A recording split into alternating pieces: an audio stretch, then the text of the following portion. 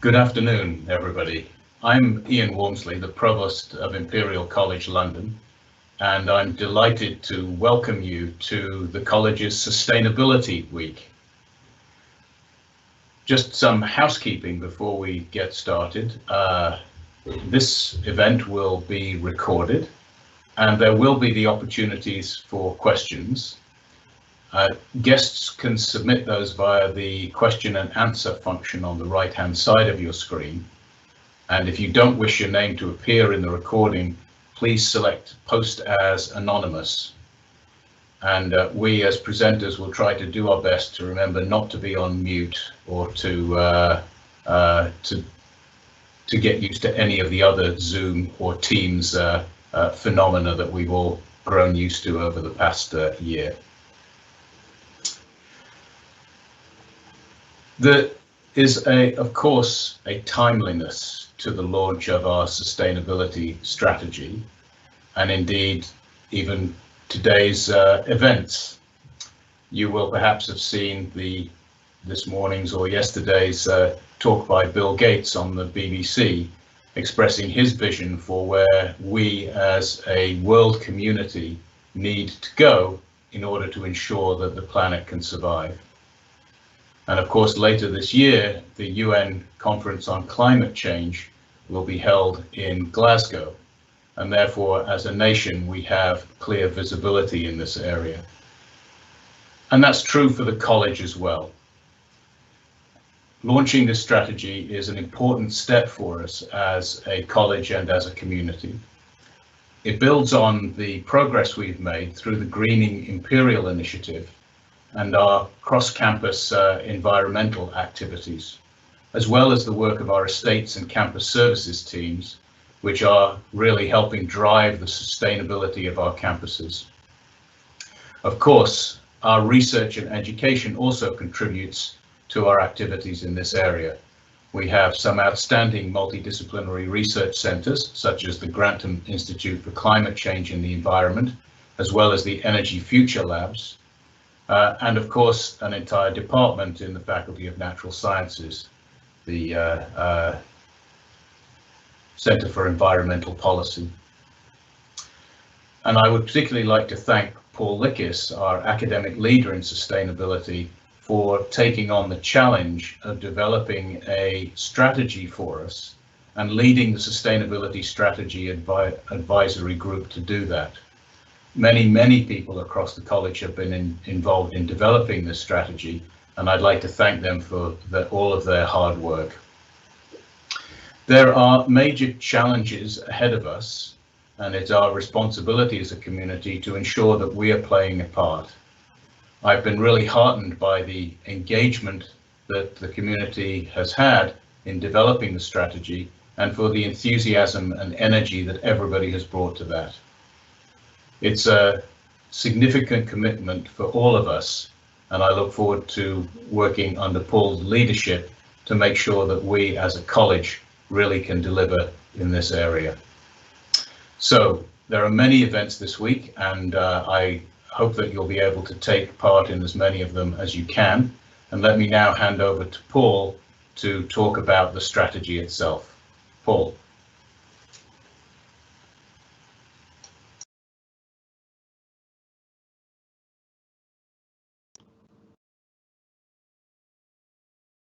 Thank you, Ian. Thank you for the introduction, and I would like to add my thanks to all those involved in the work, and I'll mention some names later, and to all those behind the scenes in their help for organising both this event and other events to come in the Sustainability Week. The rest of this event will comprise two parts. Firstly, I want to show you some slides to present the main themes running through our new college sustainability strategy, and then we will have the opportunity to ask questions and have a Q&A session with a panel of colleagues from around the college, who I hope will both be able to inform us and to stimulate us to further action in the future. If you have questions arising while I'm talking, please submit them through the Teams channel. So the new college sustainability strategy, you can see from the slide here that the sustainability strategy is a 5-year initial strategy, and we're heading off into the future on a much longer road than that, but these are our initial steps along the way. So I am the academic leader in sustainability. I'm in the chemistry department. I'm an academic in the chemistry department, and I've been at Imperial for more than 25 years now. So I've seen a lot of changes and advances in the way that we tackle things. So firstly, I'd like to say a few words about the background to the development of the strategy. Many of you will have been aware of the Greening Imperial group, who've done a great amount of very successful work over the last about 3 years on getting us to really start thinking, and in fact prompting the appointment of a sustainability leader, the post that I now hold. So we had a very good basis on which to build our foundations through Greening Imperial. And we interviewed, as part of the process to develop the strategy, we interviewed many internal and external stakeholders. Many students were involved, academic staff, support staff, our business partners, our local councils, some of the funders, and 1 or 2 people from government as well. So we had a lot of input, and even more input was gathered by using a college survey that I hope many of you will have been able to fill in during the summer of 2020, an online survey, and we had over 1,100 responses from staff and students across all our campuses and across all aspects of college, telling us what people thought about where the college stands today, where it should be going, and important features that should feature in the new strategy. So these were all fed back and have been vital in informing the content of our strategy. So Ian mentioned that I've been leading this, but of course I've not been doing the work on my own, and an advisory board was convened to develop the strategy, and I will just show you the people who were involved in the advisory group to show the breadth of who was involved. So we had estates, we had catering, campus services, the student union, technical services people, research representatives, people from all different faculties, all providing input to the group. And my thanks, my personal thanks, go to them in all the work and effort that was expended in generating our strategy. So what can we say about the strategy? There's a picture of it. There are some physical copies available, and if you would like a physical copy of the strategy, please drop an email to the Sustainable Imperial email address, and we can get one provided. So the headline, the thing that most people will be wanting to know is what is our headline goal, a date for setting net zero carbon target for the institution, our college. And the target we've set is by 2040, which is in line with many universities. And I would say that this is the latest date that we are aiming for. Clearly, there is a lot of time between now and 2040. Our strategy, this part of the strategy, is just for the first 5 years. And I would anticipate that as we get moving and new technology comes along, that we may well bring the 2040 date sooner. So the strategy is a roadmap to 2026 and beyond, and it has 3 main themes that I want to spend some time elaborating now. They are resource management, and that is perhaps the most obvious of our goals, how we manage our resources.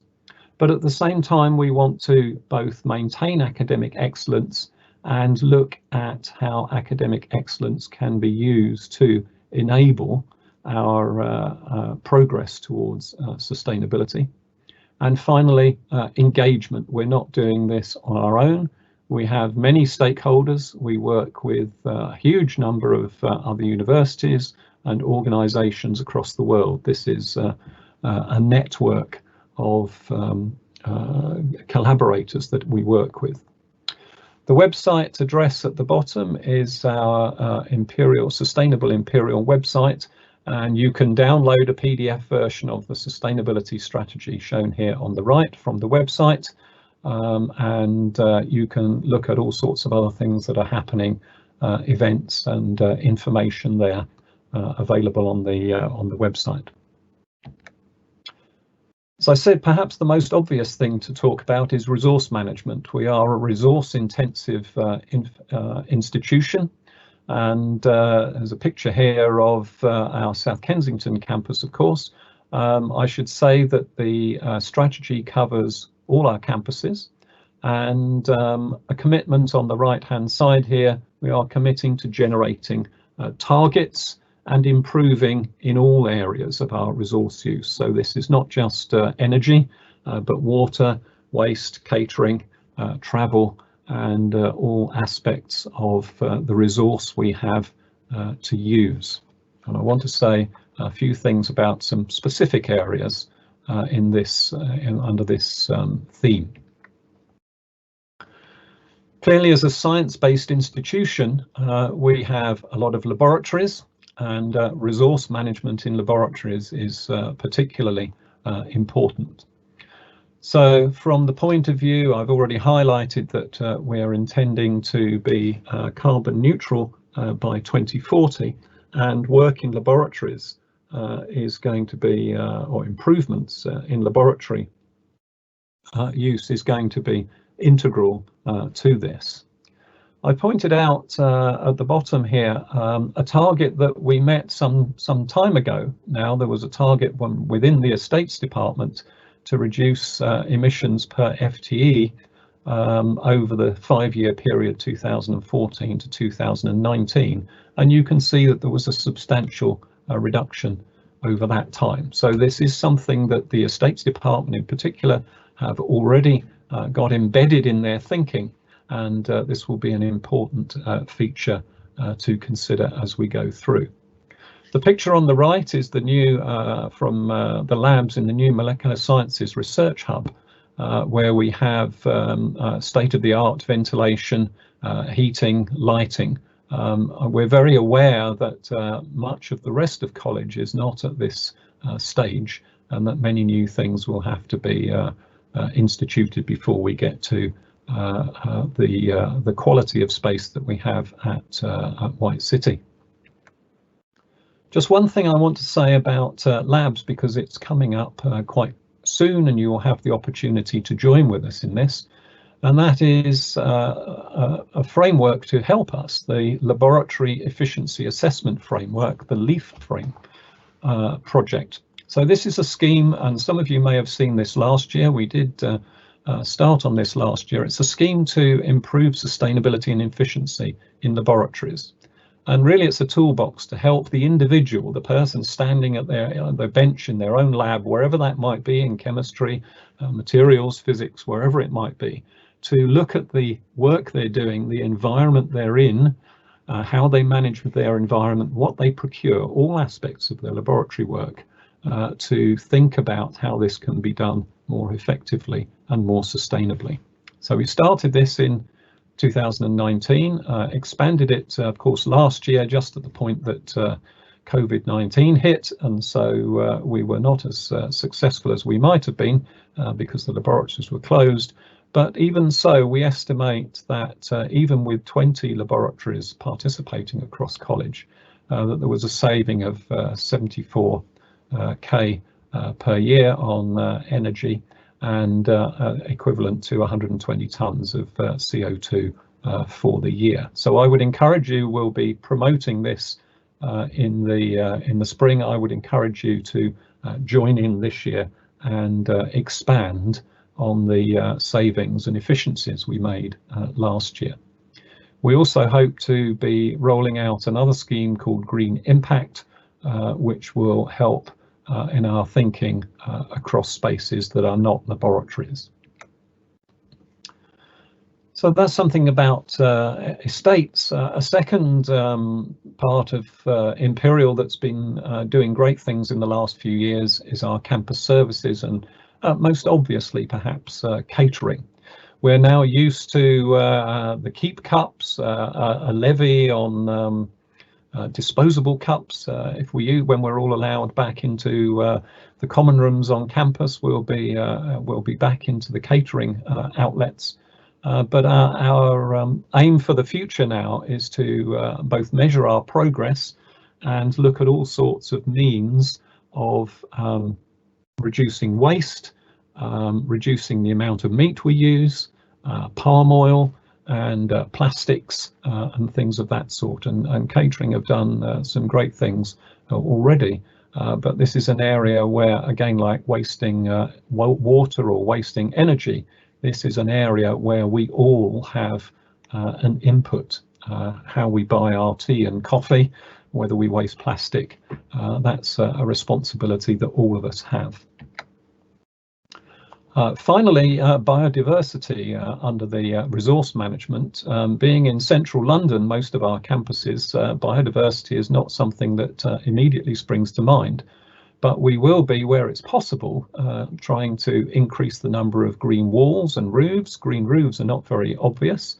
There are some on the South Kensington site, but they're generally rather out of sight.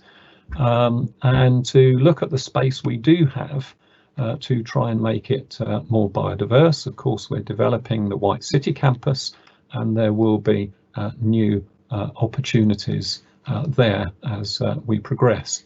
For those of you who are wondering where this rather biodiverse looking space can possibly be, it is in fact on our South Kensington campus, and this is the so-called secret garden on the other side of the road from the main South Kensington campus. So there are some green spaces, and we need to make the most of them and to improve our biodiversity where we can. Of course, we do have Silwood Park out in West London, and we will be looking to working with people from Silwood Park to advise and encourage us in this particular area. Our second theme is academic excellence, and our goals here are to demonstrate sustainability in practice. We want to move things out of research and move them onto campus, and to focus also on teaching as well as research, and give an imperial impression of how things are done from a sustainability point of view, a handprint perhaps rather than our operational footprint. So academic excellence, we have both research and teaching. As Ian said in his introduction, we have world-leading research institutions within, or research institutes or groups within the college, the Energy Futures Lab, Centre for Environmental Policy and the Grantham Institute for Climate Change. But we also have many individual laboratories, research groupings who have first-class research that will be informing how Imperial goes ahead on an operational point, from an operational point of view. There are companies spinning out of our academic groups that have world-leading technology, and we want to be able to apply that to our own infrastructure. We also want to improve our education for sustainable development. So that will come in two forms, I think, both looking at our curricula to incorporate sustainable thinking into our teaching. How can we produce graduates who have a good grounding in sustainable sustainable background, but also to review laboratory operations. The picture shown here on the left is first year chemistry lab, and we should all be asking ourselves as lab managers how we set our practicals. Do we really need such a large amount of solvent for a reaction, or a particular amount of power for an experiment? Can the student learning experience be streamlined from that point of view? So there are two aspects to look at from that point of view. Our third theme is one of engagement. We need to be engaging with our students. Here we have students on the left here working in the Secret Garden at South Kensington, our staff, our local partners, our borough partners, communities we work in, Hammersmith, for example, where a lot of work is going on at the moment. They all have a stake in Imperial College and a stake in sustainability at Imperial. So we're planning to work with the college community. I guess people listening in to this event at the moment, we hope to make the campuses welcoming and environments that are good to work in.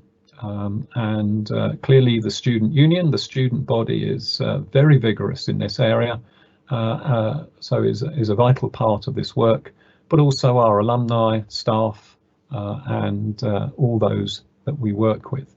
And also here we have a picture of, for those of you who don't, this is Silwood Park, group of school children on one of our campuses, perhaps not very familiar to most people, but one of our campuses here learning about beekeeping. Societal engagement, external body engagement is going to be very important, but also with societal engagement, for example, this is an event that was held as part of the Exhibition Road annual event, working with the public and also partners in schools, as I've already mentioned, but businesses, our funding bodies, local authorities. And as we spread out and populate more the White City campus, here we have use of a local park here. This is a biodiversity, a bugs day, I think it was, in the Hammersmith Park, just near the White City campus. So there are places to engage with the local community, and I think it is our responsibility, all of our responsibility, to promote sustainability in whatever way we can. So what's next? We've got a new sustainability strategy, and there are lots of things to do. As Ian said, this is a start, and one of the first things to do that we're working on right at the moment is generating a new governance and management structure. How is this all going to be, how is it all going to work out throughout college? Part of this will be to establish a network of sustainability champions across the campuses, in all departments, in all buildings, so that we have people who can inform us about what needs to be done and work on achieving those goals locally. I've already mentioned the LEAF launch, the Laboratory Efficiencies Framework launch. This will be happening in the spring. I do encourage those of you who are lab-based to join in with that. Biodiversity is not something, as I said, that we think too much about, perhaps certainly in the South Kensington campus, and we really need to start doing both resource audits and a biodiversity review or audit this year to really see at what stage we are at the moment before we go through with too much detailed planning. We really need to get a grip on where we stand today before we go forward. So I hope that's given you a very brief view. It's the sustainability document is 25 or 30 pages of lots of commitments and information, so I do encourage you to read it. So you can download it from the Sustainable Imperial website. Again, the web address is shown at the bottom. I do encourage you to read it and to see how you might join in. As I said at the start of looking at these slides, the sustainability launch is in two parts. The overview of the strategy that I've just given, but now I'd like to move on to our panel discussion. And we have with us today 4 colleagues from across the college to help us to answer questions. If it's a Q&A session, I hope they're going to be able to answer some questions, make some comments, and to inform us and perhaps stimulate us further to some action in the future. So firstly, I'd like to ask them each to introduce themselves, say who they are and what responsibility they have in college, and then we'll move to a Q&A session. So our first panelist, Camille. Hi, I'm Camille Corey, Head of Catering and Events, and I've been working with Paul and Green and Imperial for the last couple of years to get to the stage that we are now. Thank you. Sam. Hi, I'm Sam and I'm the Deputy President of Finance and Services for Imperial College Union. I work in multiple areas, but one of the key areas that I am working in is sustainability, both within the union, but also working with college. A lot of this work happened with my predecessor, and I would have liked to have been involved if I had been the DPFS back then, but the short time I was able to be involved before the launch of this has been very, very eye-opening and very, very building for me. So thank you. Okay, Nick.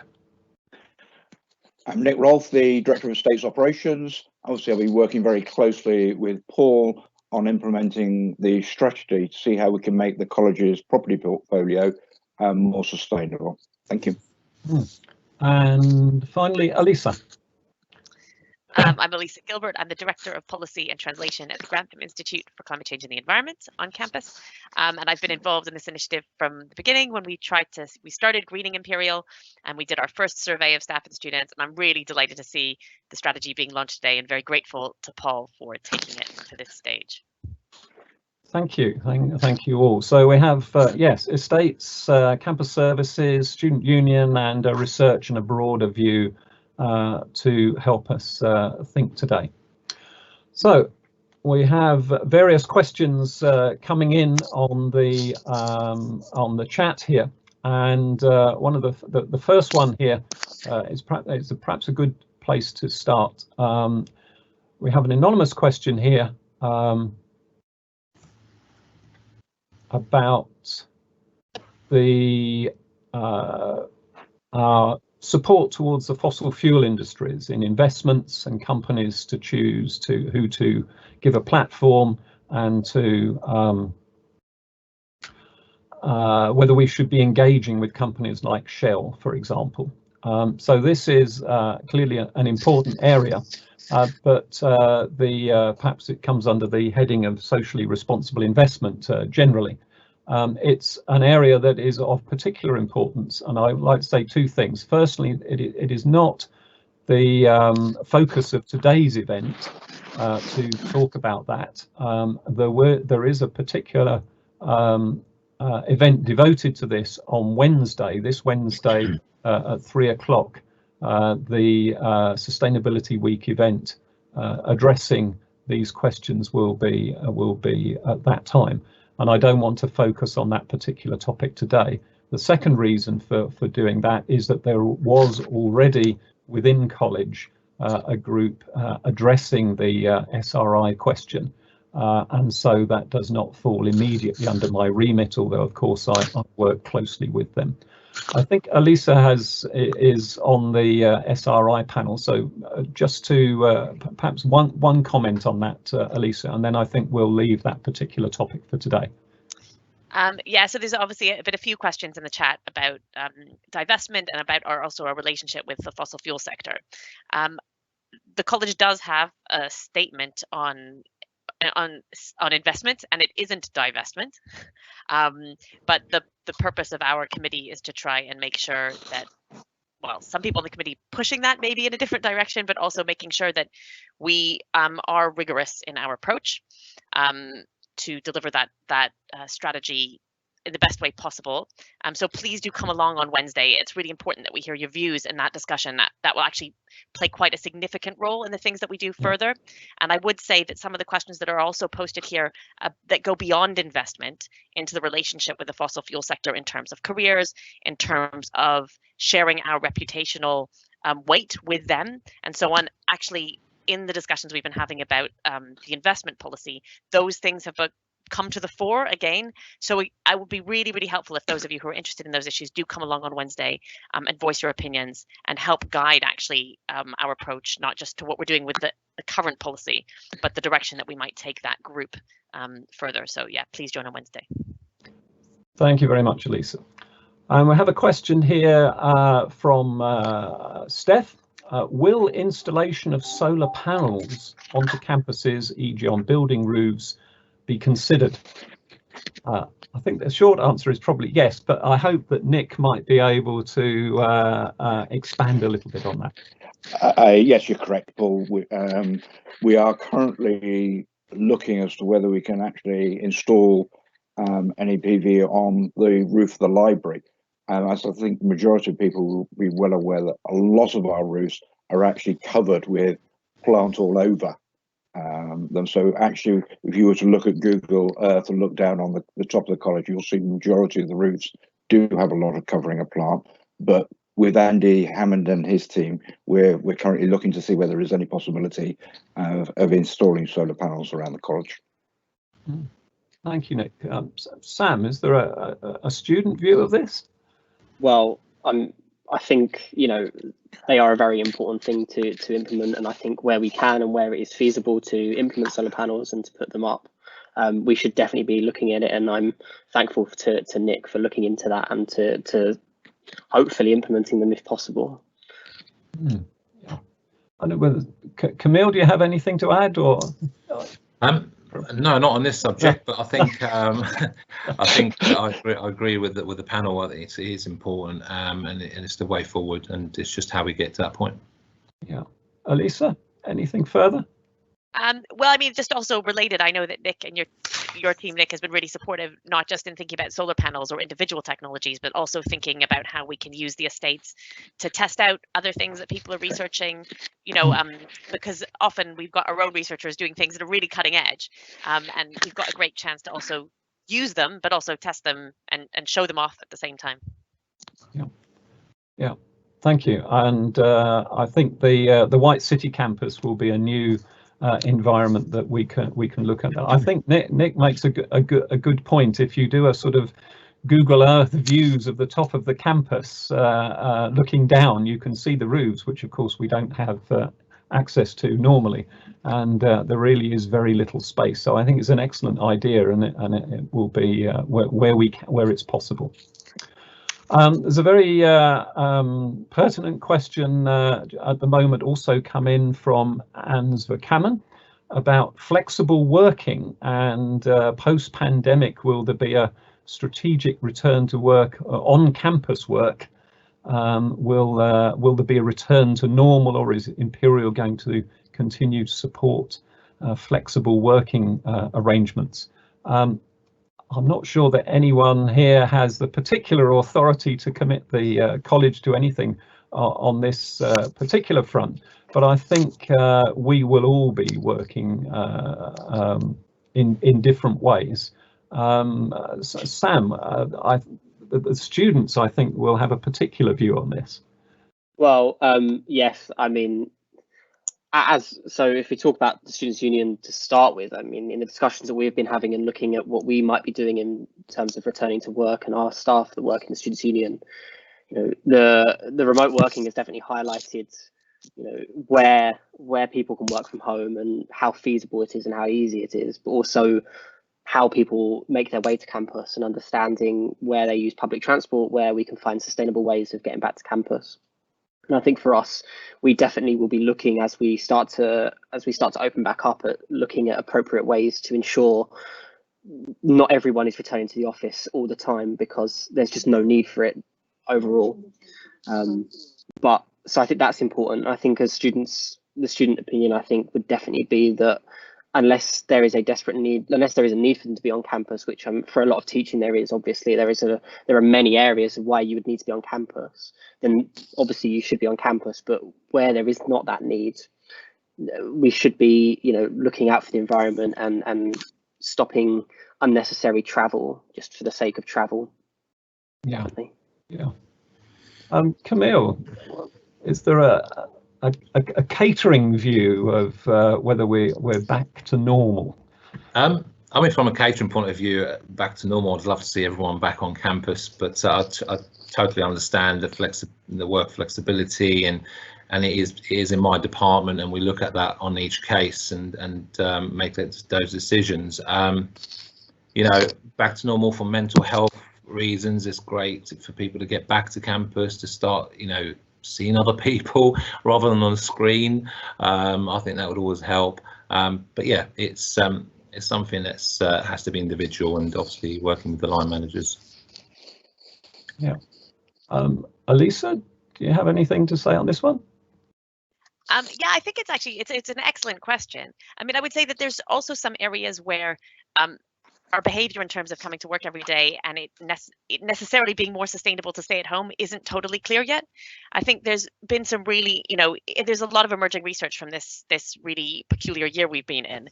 And I think we should be looking at that quite carefully, and then aligning that to approaches to coming back to work that will also meet a lot of new social need for people. I think a lot of us have found that flexible working has delivered other things in our lives, but we also miss seeing our colleagues. And I think understanding a bit better how things like, for example, I know someone on college has done some research on how energy demand has been affected at home with people working at home. And it's not all necessarily a good news story for sustainability. So I think at college we have to kind of combine those two things. And I think that will be a kind of a journey. But I like this suggestion that we look through some of those decisions with a sustainability lens as well, and be quite critical in our approaches. Some of the stuff that we do on campus, we have the advantage of an economy of scale, quite a focused, kind of concentrated building, and also, the catering, all of those things that we do, we may be able to offer that more sustainably in some cases than people do at home. So it's this balance, and trying to understand that better will be important. Thanks. Yes, Nick, do you have anything? I would support all the comments from my colleagues. Obviously, one of the things that we are going to need to look at is the issue around smart working and sort of the repurposing of space to try and facilitate the sort of remote working ethos that may come through. Yeah, I think it's I can't speak for college management, but I'm sure all these things are under consideration. Video conferencing in all its guises, I'm sure, will be increasing, and the question of flying off to conferences and other things will no doubt there'll be a different view of things. A question, I'm skipping about in the questions here, but there's a question here that's come in this year, as you may be aware, is the COP26 meeting in Glasgow that was postponed from last year. And there's a question here from Jacob Jones. What will be the college's presence at COP26?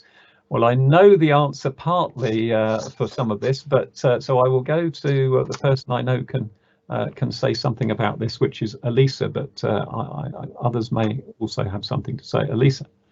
Yeah, great. Thanks for the question. Thanks, Paul. So there's actually an article, hopefully, maybe I'll post it in the chat in a second, that someone's just written for Imperial, talking about all the different things that Imperial are doing related to COP. In terms of our actual presence at COP, to get access to the negotiation space, you need to be officially accredited. Imperial College is accredited. And what then happens is we're probably given a certain number of passes to go along. And usually that's about 12 passes. It's a 2-week event, so that's 6 each week.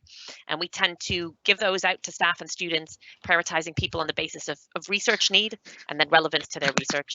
But we always end up sending some staff and some students. It's difficult to know this year the extent to which it will be an in-person event for people in observer status organizations like we are.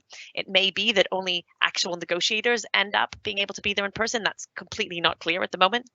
There's also the opportunity to get involved in other kinds of events, like big public engagement events that the UK government is also hosting in Glasgow. We've decided as Imperial to strategically use our public engagement activities in South Kensington and on our campuses, together with the South Kensington partners, the museums and so on.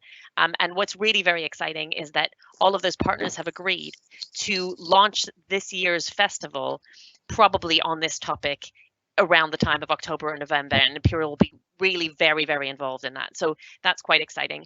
And then in addition to that, we're currently leading a network of UK universities called the COP26 Universities Network, very originally. And we're doing that to deliberately help mobilize research expertise around the UK to have an impact on those negotiations. And so if anybody does want to get involved, just get in touch with me about that. So quite a bit of activity going on, and I'll make sure I post that article there in the chat. Thank you, Lisa. Sam, is there any focused involvement from the students from COP26 at the moment? Not to my knowledge or not to my understanding. Although obviously, as the university has, its engagement with COP20, with COP, it looks, we should be sending students, and I think, obviously research and people that are working in these specific areas should obviously be going, and I think we should also be looking to enhance, the areas of, as Alyssa says, the staff and students that will be going, to ensure that we can not only just for research purposes, but we can also apply whatever we learn to the organisation and to the wider parts of the organisation as well. Okay. Nick, Camille, I don't know whether you have any involvement with COP26, but perhaps not. No. Okay. No, not for me.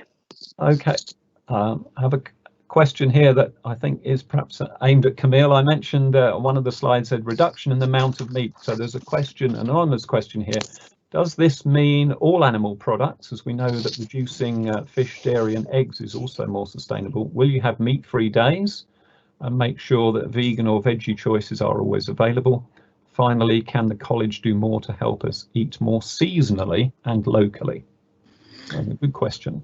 Thanks, Paul. I think like I said earlier, we've been working with Green and Imperial for the last couple of years, and campus services are really driven to make things happen. So we reduced our beef and lamb consumption by 3,200 kilos, which is a fantastic start, and there's a long way to go. Is that per year?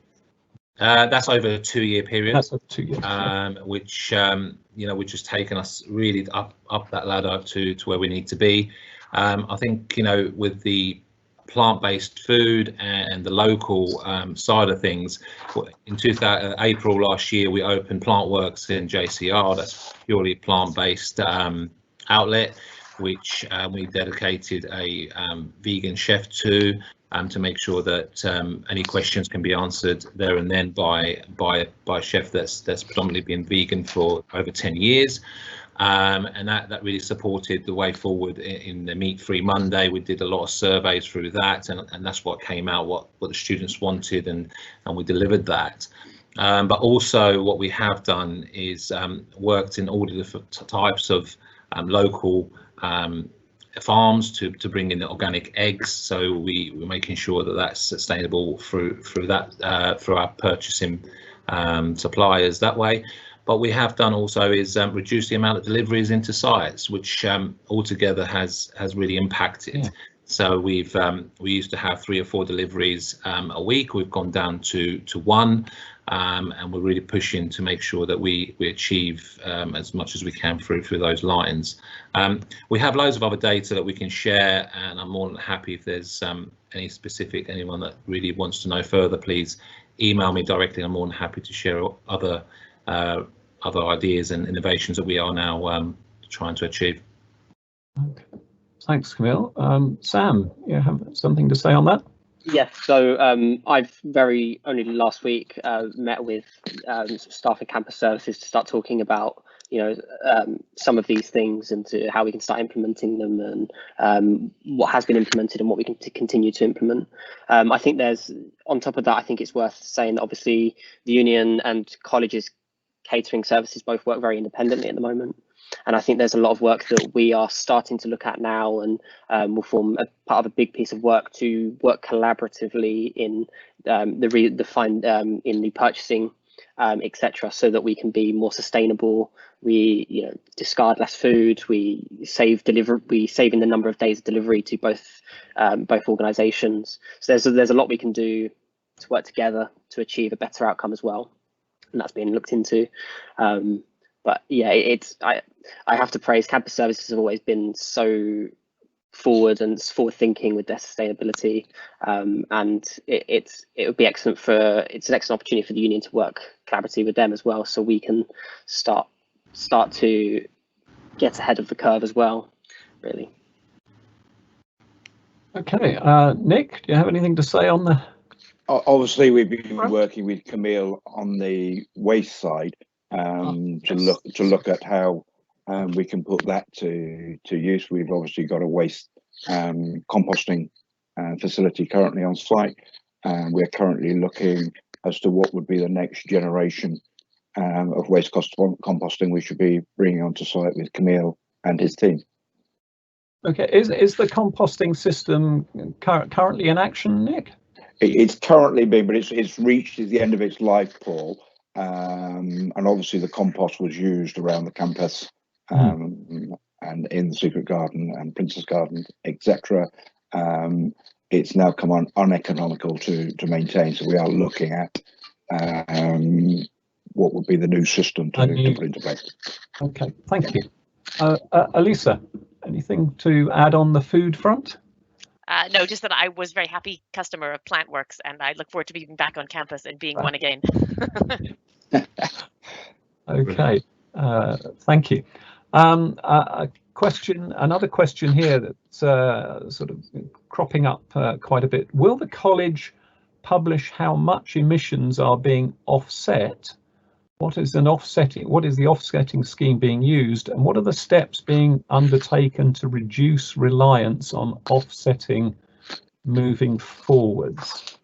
Perhaps the last part of that, what are the steps being undertaken to reduce offsetting? Perhaps Nick, I could ask you to start on that one. I mean, thank you very much, Paul. Obviously through the sort of the property side, we're obviously looking at the sustainability of the designs we're using, and then the techniques at looking at reducing the operating energy in use, and also reducing the construction impact through the process. And obviously, once we've done all of those, the last part would be to identify any offsetting that may be required. Yeah. Camille, do you have a view on offsetting? No, I just agree with my colleagues on that one. But we'll just do our best to work with the states and the student union to achieve what we need to achieve. Yeah, Elisa. Yeah, maybe a couple of points. I think just to be clear, I mean, the whole strategy, I mean, correct me if I'm wrong, Paul, is to have to offset as little as possible. So the net zero target is not intended to be one that's reached through offsetting. So I think we should be quite clear about that. And it's fantastic that that's the ethos of this.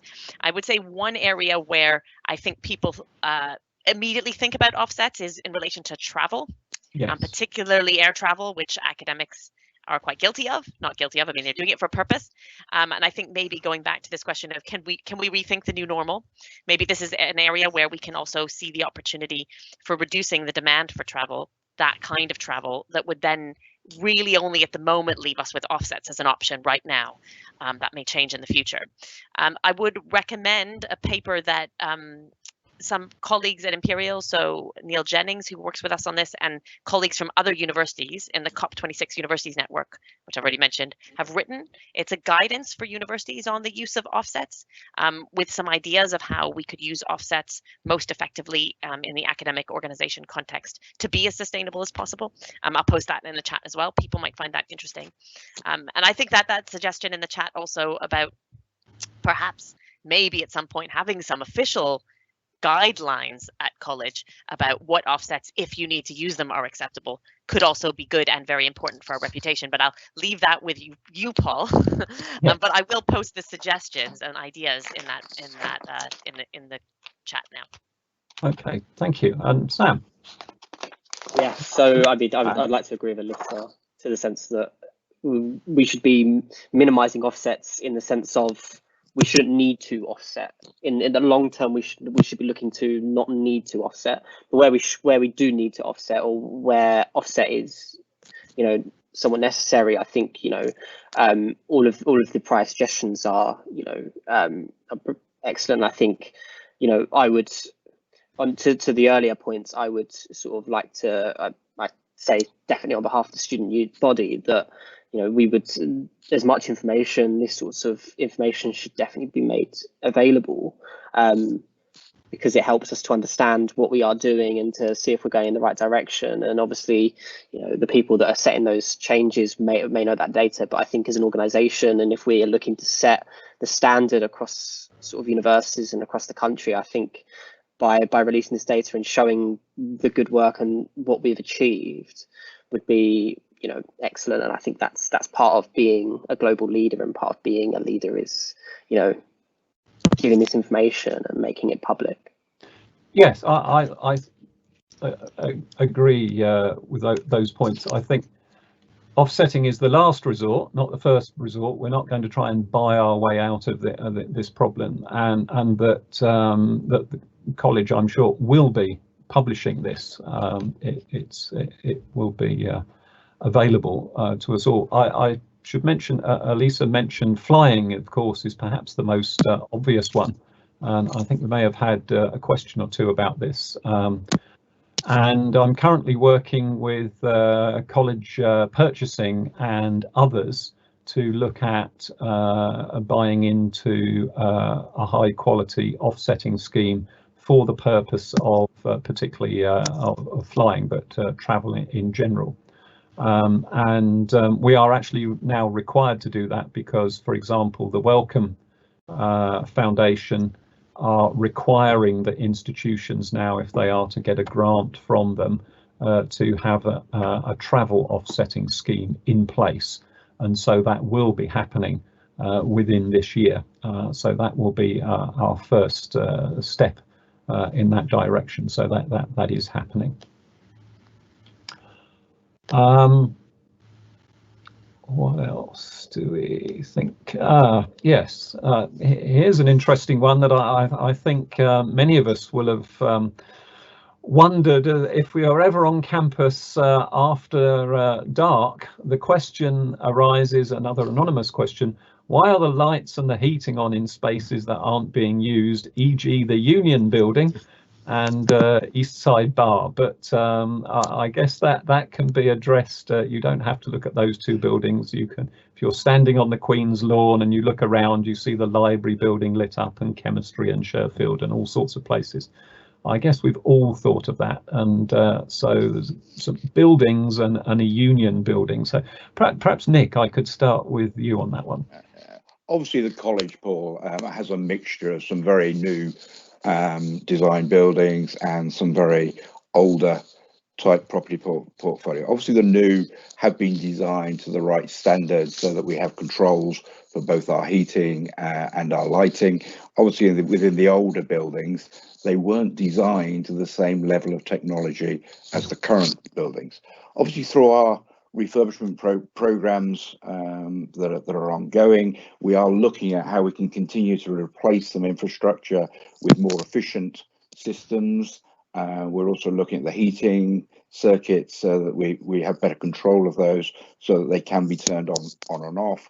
And also with the lighting, we're looking at sort of areas within the lighting that we can actually introduce LED lighting and have better control in presence detectors around the college. So yes, work is ongoing. It is obviously quite an expensive process in actually upgrading the old infrastructure, but the college has set aside money to enable us to start to roll that program through over the next few years.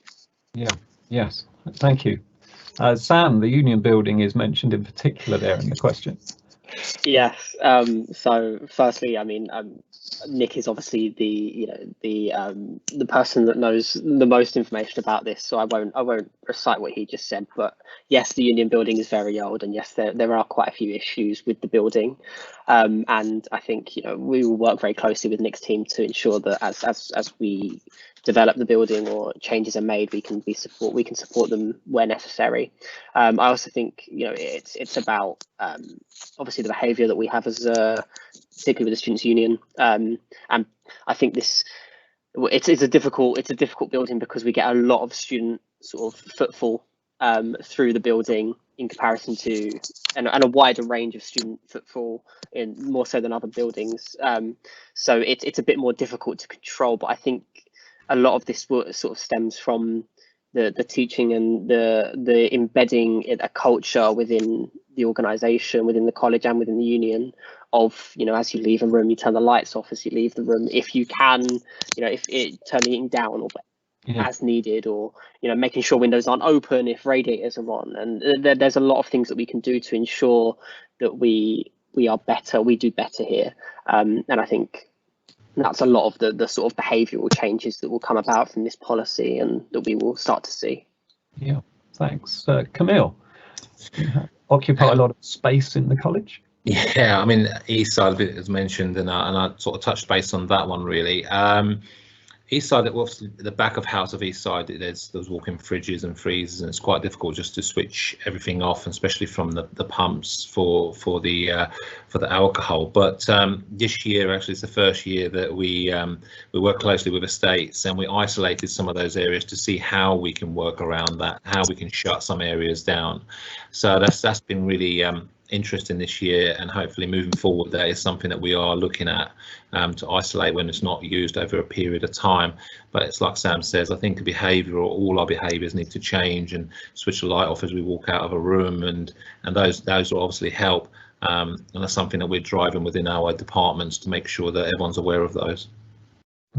Thank you. Yes, I think you're both right. It's an individual responsibility, and going back to Nick's area, perhaps when we see things that not only just turning the lights off, but if you see something that's leaking or broken or doesn't work properly in some way, then there's a mechanism to raise a defect with the college estates team to get that leak or that broken thing fixed. And just continuing to walk past it and not getting it fixed is a responsibility for all of us to sort things out. Elisa, did you want to finish on that one?